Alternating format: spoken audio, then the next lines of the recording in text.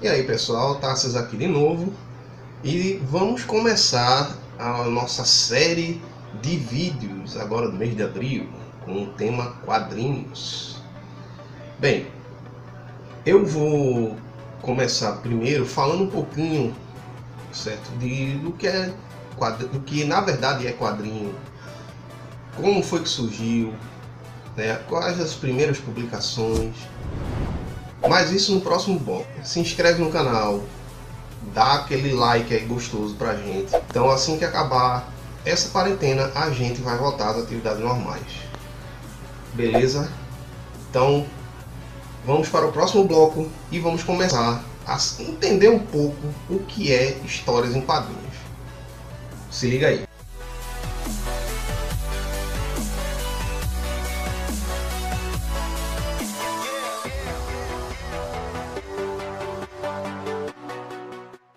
Para a gente entender basicamente o que é histórias em quadrinhos, eu já sei o que é uma revista com quadrinhos assim, colocando as imagens e tal, que eu vou lendo, tal. Gente, não é só isso. Vai muito mais além do que isso. Por exemplo, vocês sabiam que as histórias em quadrinhos, ela tem um nome oficial que não é histórias em quadrinhos? A gente chama histórias em quadrinhos porque é acostumado a falar dessa forma. Mas a quadrinho tem um nome, ele se chama arte sequencial. Esse é o nome de fato das histórias em quadrinhos. Então, os quadrinhos, eles foram, após a publicação de Batman Cavaleiro das Trevas, eles foram alçados à categoria de arte. Então, com o lançamento dessa revista, se você não leu, eu recomendo muito você ler. Convencionou-se que os quadrinhos vai ser a nona arte. Então, a gente tem a oitava arte, que é a computação gráfica, e a nona arte se tornou, os quadrinhos se tornaram a nona arte. Lá nos tempos das cavernas, o homem primitivo ele tinha o hábito, né, de fazer pinturas rupestres para contar, né, as histórias do seu dia a dia, como foi uma caçada, né, como é que eles encontraram uma nova fonte de água, por exemplo. Então, a partir desse momento é que o ser humano começou a fazer arte sequencial, porque se você parar para observar, tem uma lógica, certo, em sequência naquelas pinturas. Você pode acompanhar como se fosse uma história em quadrinhos. Então, a partir desse momento foi que se convencionou, né, o fazer, vamos colocar dessa forma, né, o fazer de histórias em quadrinhos. Em 1869, no dia 30 de janeiro daquele ano, um cidadão, né, chamado Angelo Agostini, ele criou talvez a primeira história, né, como a gente conhece, né, dividida em quadros, contando uma história numa sequência lógica. E essa publicação dele é As Aventuras de Inhoquim, ou Impressões de uma Viagem à Corte. E conta a história de um caipira chamado Inhoquim, né, que sai do interior onde ele mora, vai para a cidade grande. Talvez essa seja a inspiração, né, para a criação do personagem Mazzaropi. Não sei se vocês conhecem, né? Mas é um personagem de humor, né, que é justamente um caipira que mora no interior de São Paulo. E os moldes dele é bem os moldes do Inhoquim. Então, depois disso, em 1895, né, um cidadão chamado Richard Outcault criou o Menino Amarelo. O Menino Amarelo tem a sua importância né? Porque diferente das aventuras de Nyokin, em que as falas e o texto era escrito embaixo do quadrinho, o Menino Amarelo, as falas dele era escrito aqui na roupa dele. O que ele falava aparecia escrito aqui na roupa dele. E daí o nome Menino Amarelo, porque era justamente uma camisa amarela que ele vestia e já era colorido. As aventuras de Nyokin é preto e branco, o Menino Amarelo era colorido. A partir daí foi que o quadrinho tomou a forma que a gente conhece, de fato, né? Que é as falas dentro do quadrinho e um personagem fixo, né? E que conta histórias sequenciadas em continuidade, né? Uma edição tem uma história, a outra edição tem outra história e assim por diante. A partir de 1929, vamos agora entrar na linha de tempo, né, dos quadrinhos. A partir de 1929, talvez o personagem mais emblemático daquela época foi lançado, que é Tarzan, né, de autoria de Hal Foster e Burne Hogarth. O Tarzan, ele teve uma grande importância por colocar um personagem heróico, primeiro personagem heróico, tendo uma arte que era bem anatômica, né? O Burne Hogarth, ele é um dos mestres da anatomia e nos quadrinhos, e com o lançamento de Tarzan, primeiro em romance, né? O primeiro foi um romance, né? Que é Greystoke, a lenda de Tarzan. Os quadrinhos de Tarzan passaram a ser publicados e, como eu disse, né, um personagem heróico, um personagem forte, um personagem dominador e vai resolver problemas, né? E no próximo bloco vamos iniciar o pré-guerra nos quadrinhos. Fica aí, não sai daí e espera um pouquinho que eu já volto.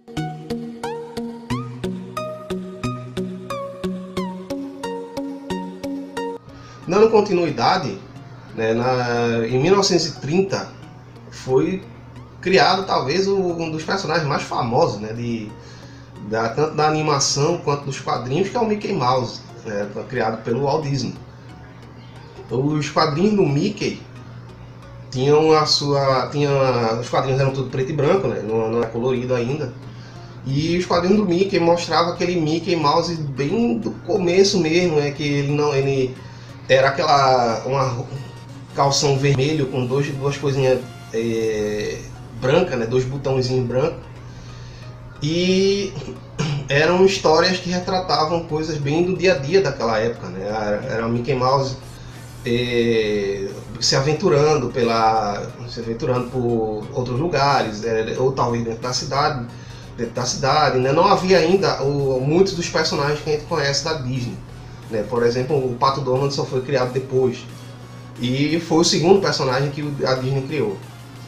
A partir de 1934 é que começam, né, os quadrinhos com estilo noir e os quadrinhos com estilo ficção científica, com a publicação de Flash Gordon, de Alex Raymond. E Flash Gordon foi um personagem que ele trouxe, né, o gênero ficção científica.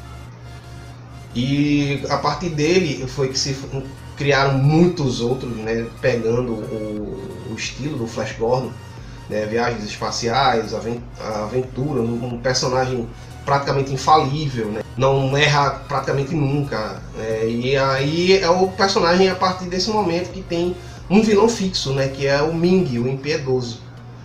E já eram os quadrinhos mais ou menos como a gente já conhece, com balões, né, de fala, com os recordatórios em cima do quadrinho, né, com o autor falando, né, contando a história de fato, né, o recordatório é o autor falando, né, e a partir desse momento veio ficção científica estourando aí, tanto nos romances pulp quanto nos quadrinhos.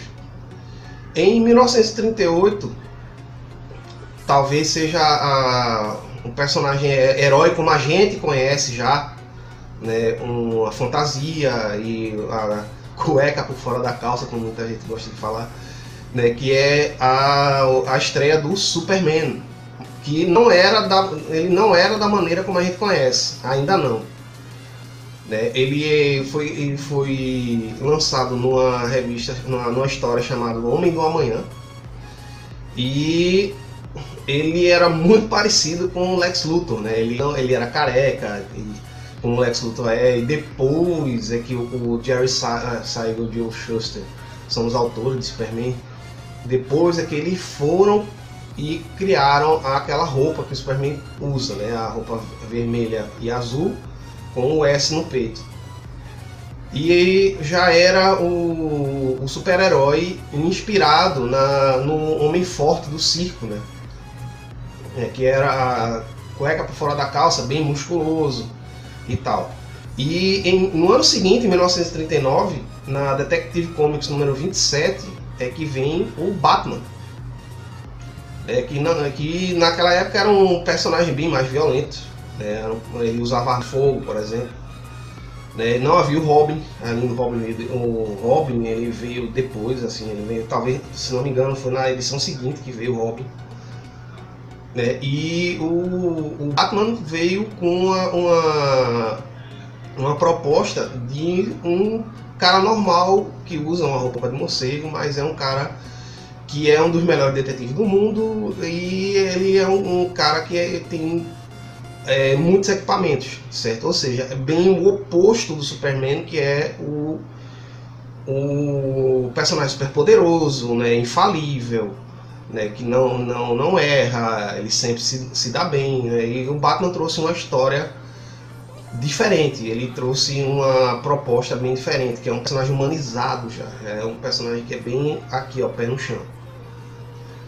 E em 1940, no pré-guerra, certo? Já no pré-guerra, no comecinho da Segunda Guerra Mundial, foi lançado o Spirit, de Will Eisner, que é um detetive, né, que ele investiga, perdão, estou com um pouco de gases, ele investiga casos em que não tem solução e ajuda o chefe de polícia a solucionar esses casos. E ele é um personagem que ele não pode, vamos colocar dessa forma, ele não pode morrer, né? Se matarem ele, em pouco tempo depois ele revive. Daí o nome Spirit. E o quadrinho do Spirit foi um divisor de águas, porque ele é um quadrinho noir, né? Bem escuro, bem, né? Bem sombrio. E o Will Eisner, né, o autor do Spirit, ele foi o cara que deu o nome ao prêmio que é entregue às melhores quadrinhos do ano, né, que é o prêmio Will Eisner, aquelas grandes obras, como, por exemplo, o Batman Cavaleiro das Trevas ganhou o prêmio Will Eisner, e não só ele, muitos outros. Então, se um quadrinho ganha esse prêmio, o autor do quadrinho, né, ele é alçado a um nível acima dos outros, né? Porque significa que é tão bom, o quadrinho é tão bom que é uma obra de arte. Não sai daí, daqui a pouco a gente volta.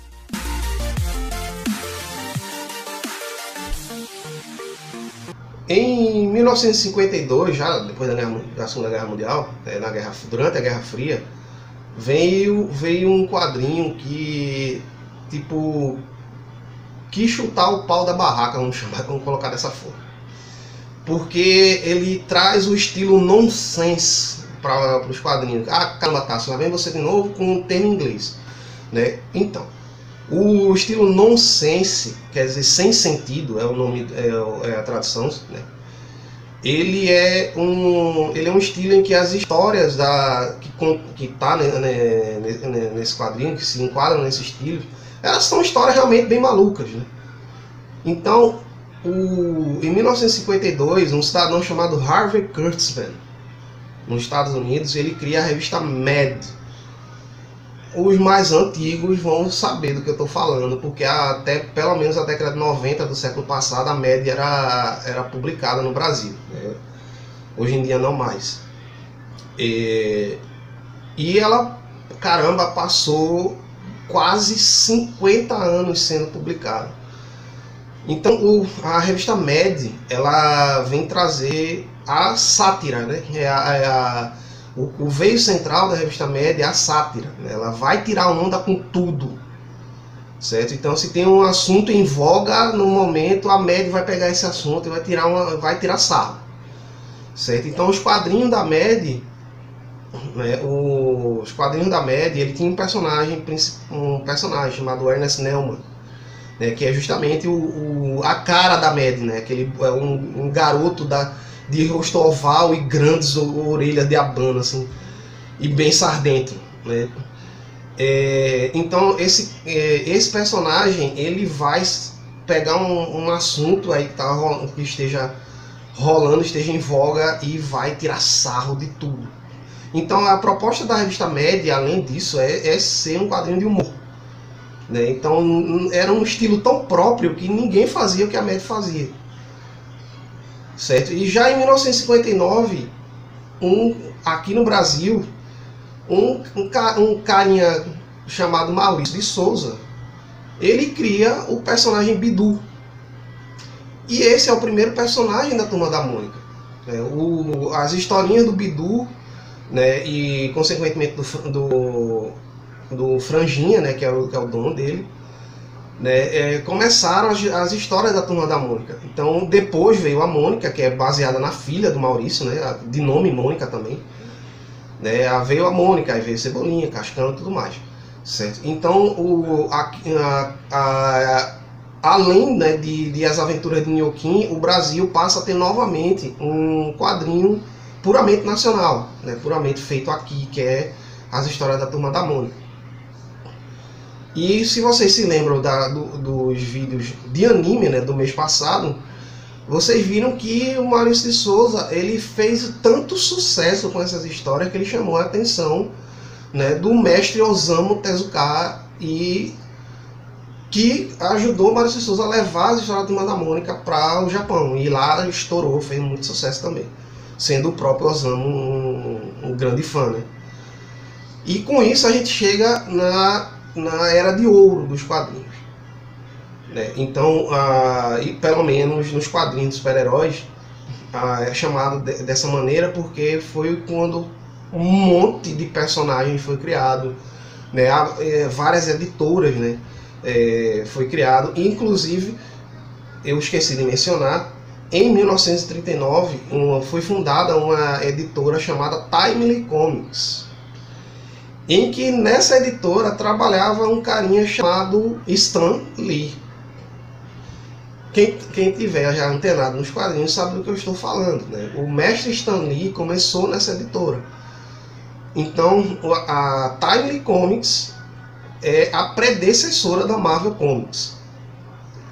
E já para fazer um contraponto com a DC Comics, já era DC Comics, né, nessa época. E foi quando a Timely Comics depois se tornou Marvel Comics, e aí veio toda aquela leva de personagens que a gente está acostumado, né, acostumado a ver, certo? E durante a Segunda Guerra Mundial foi criado o Capitão América, né, o carro-chefe da época da Marvel. Então, por enquanto é só. No próximo vídeo a gente vai iniciar pela década de 60 e década de 70 dos quadrinhos. Fica aí, daqui a pouco a gente volta.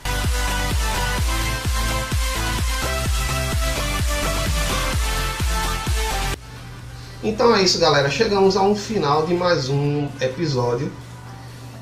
Isso é apenas uma introdução, né? O tema quadrinhos vai ser levado durante todo esse mês. Esse foi apenas um episódio introdutório, apenas para situar vocês no que a gente vai falar. Tem muito assunto, né? Quadrinho não é somente isso que eu falei, é muito mais coisa, tá? Então a gente vai falar sobre muitas coisas, sobre curiosidades dos quadrinhos, sobre como o quadrinho nacional começou a ser desenvolvido, né? Os maiores histórias de todos os tempos, os maiores quadrinhos de todos os tempos. A gente vai falar sobre o Comic Code Authority também. O que é isso, tá? Esse é outro termo em inglês. Esse é foi um selo que o governo americano passou para que ele estivesse na capa dos quadrinhos, né? É como se fosse um tipo de censura, né? Eu vou falar melhor sobre isso nos próximos episódios, vocês vão entender o que aconteceu. E fica aí, acompanha a gente, clica no sininho, dá aquele like, se inscreve no canal, acompanha aí o mês de abril, vai ter muita coisa boa. A gente vai falar mais na frente, a gente vai conversar com alguns quadrinistas aqui de Pernambuco, né? Eu entrei em contato com alguns quadrinistas aqui de Pernambuco, e para que eles pudessem dar uma palavra aqui com a gente também. Então vai ter muita coisa rolando. Até o próximo episódio, um beijo para vocês e se cuidem.